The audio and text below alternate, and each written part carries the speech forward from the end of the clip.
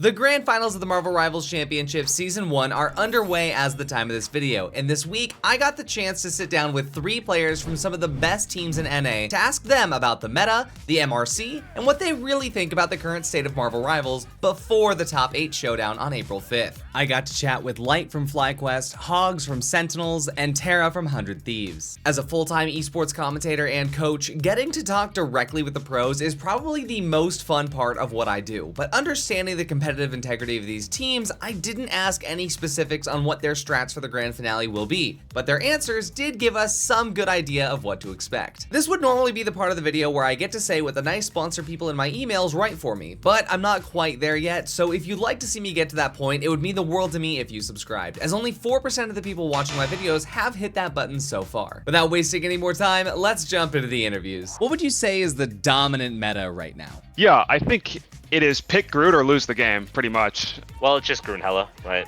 You have to play both of them if they're open. There's obviously everyone that thinks the hard meta is the Groot meta right now, which is, it probably is the strongest comp there, but there's other options, just not as strong. If Groot's in the game, you have to pick him 90% of the time. But it all depends on like picks and bans. Like you can also play dive, but dive requires to ban out specific targets. Most of the time you can only ban one. That's why I'm not really playing right now and I'm benched. It's because we can't play Hella, we can't play Groot, we can only ban one. Hella is the same way too. I think Groot, Hella, and Loki are like the 3 best in slot heroes. Some people argue Luna over Loki, but I think Hella is inarguable, Groot's inarguable, and those heroes just kind of shape the game. Okay, so what if you're in a match where both Groot and Hella get banned? Yeah, so there are 2 different styles that usually come out of that. There is the Thing Mag. Obviously Bucky, Wolverine, Namor. Bucky Wolf, or you could do Bucky Namor as well as an option. Like triple support res comp's also a meta. And there's the Adam triple support res comp. Those are all very good. Luna, Loki. Rocket's starting to creep his way in as well when Loki's banned. But it kind of just depends on your team's style and what you can play. So like our team, for example, we prefer the Adam triple support, but we are not opposed to playing the Bucky Wolf as well. It just depends on the matchup and the team that we're playing against. What game mode do you think takes the most skill?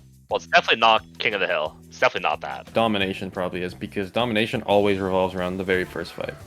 That's the coin flip game mode. If you get first fight, they always have to push into you. It is so important that you win first fight on Koth, and so it's very punishing, but I don't know if that makes it difficult. How it mostly works now, the game is just you work front to back. And if they're playing a team comp that works back to front, you're just going to punish the front line and all that. So it all depends on whoever wins first point. In the short run, domination probably is, because domination always revolves around the very first fight. I would really like to see someone in the community do statistics of first fight win rates, but it has to be above 60%. But I would say Convergence for sure is the hardest. Like Hall of Dajalia, the amount of full holds on that map is just insane. I think it's Convergence, the hybrid game mode. It's probably the most team play dependent, just the way the maps are designed. Convergence, that one's probably the hardest, because most of the time, if you're an attacker, it is extremely difficult to take the first point. And the second point is especially punishing because the defender's spawn is always closer to the attacker. So it's really, really punishing if you mess up as an attacker. So how do you decide your order of operations at any given moment? It's a really good question too. It constantly changes depending on the character that you're playing. Obviously team communication, thinking, what else you have, what else they have.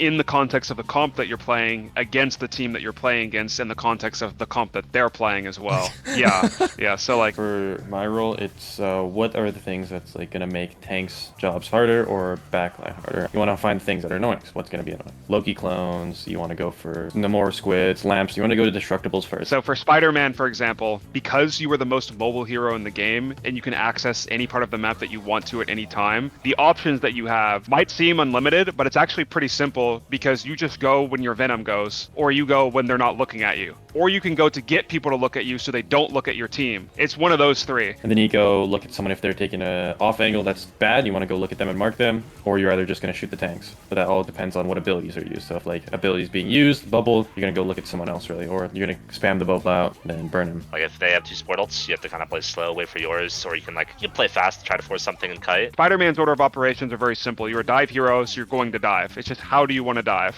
Thing, I think, is much more dynamic in how he can play, because you can go for the backline with your charge, or you can just right-click the front line over and over again until something happens. So I think it really depends. Obviously, it comes down to where on the map you're fighting, what ults you have, what supports they're on. All right, I gotta ask it. Who is the best Marvel Rivals team right now? I mean, I think everybody knows it's 100 Thieves in NA. I think Virtus Pro, after scrimming both of them this week, I think Virtus Pro is a little bit better. Probably Virtus Pro. I think they're probably the best right now. I think there's not much of an argument for that. I think they have the best team play. They have Sparker, who's probably the best player in the game right now. And the rest of their team is all extremely solid. But definitely NA is 100 Thieves. I think it's an obvious answer.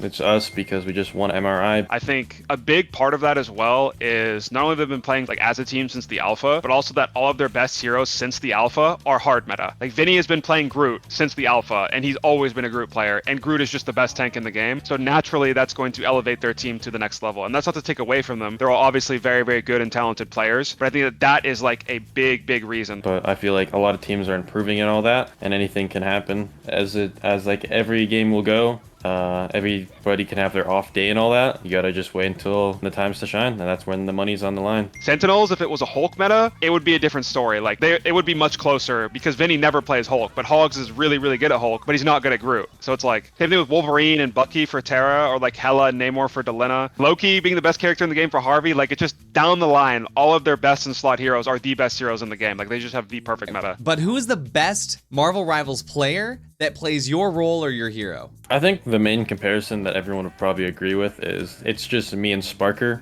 I think that's like everyone's agreement. And I was the one that kind of like brought Bucky into the eyes of EU. And as soon as the buff came out, EU didn't know about it. And then literally one day I'm queuing ranked and like they just type in match chat. They say you've enlightened Sparker about Bucky, and you see everyone's just playing it now.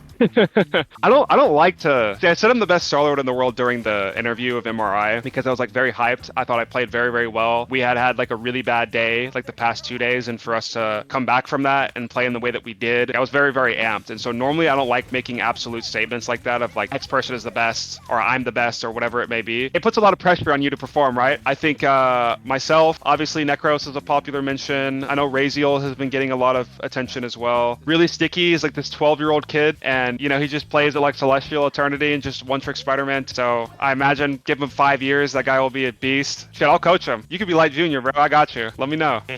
Besides me, it's probably Nevix, but the ego in me wants to say me, so. Okay, so for the last question, what are some things that you wish that you could change in the game right now? Ranked is just a place that's like, I don't even know. It's a war zone out there. Hela on release, all the pro players in the beta told them that she was broken, and then she came out and she was buffed from her beta state, and then she got like a slight nerf, and they buffed her again to being the best hero in the game. And I don't know how long this hero is going to stay in the stage that she's in, where she's just dominating the game, where Loki's dominating the game, where Groot was already dominating the game and they buffed his wall range for some reason. Well, we need to start by burning the Amazon.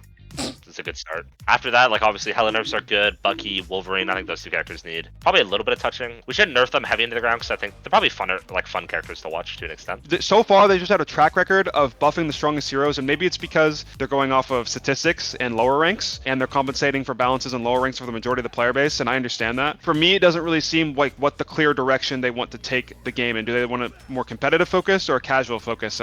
For yesterday, for my rank 1 game, my team was a Scarlet Witch, Mr. Fantastic, Invis Mantis, solo tank. Anything is possible. Like, the sad reality is the game's just coin flip right now. It's like if you're either going to get the better team, you're going to get the worst team. But I think like the thing that will make it a little bit better is to add solo duo. That'll be less of a war zone, but we do not know if that's coming yet. I'd like to see some other characters get some love, maybe like Magic, BP. I think Witch can stay bad. Hopefully they see this interview or other interviews or just like the pro meta in general and see that Groot, Hela, Bucky, Wolverine are just pick your band in every single game and make some necessary changes to spice up the meta. And I'm really excited for the new heroes too. So hopefully they won't be Mr. Fantastics and Human Torches, and they'll be played. I would like to see the shield tanks also get a nerf, just so we can see more, like maybe we see something like Cap Thor. It's not always going to be main tank Mag Strange. It could be actually like main tank off tank. All right, well, thank you so much. I appreciate you taking the time for me. No problem. Of course.